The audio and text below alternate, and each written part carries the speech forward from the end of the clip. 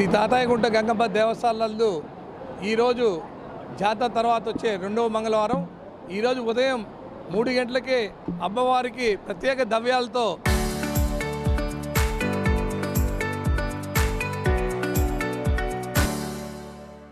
అమ్మవారిని అభిషేకం నిర్వహించారు.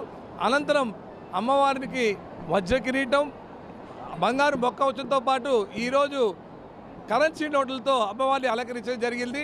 10 రూపాయలు, 20 రూపాయలు, 50 రూపాయలు, 100 రూపాయలు, 200 రూపాయలు, 500 రూపాయల నోట్లతో 50 లక్షల విలువైన కరెన్సీ నోట్లతో ఈరోజు అమ్మవారిని సర్వాంగ సుందరంగా ఈరోజు అలంకరించడం జరిగింది.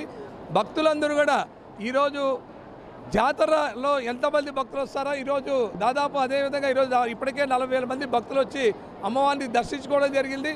అమ్మవారి కృపా కటాక్షాలు కూడా పొందడం జరిగింది.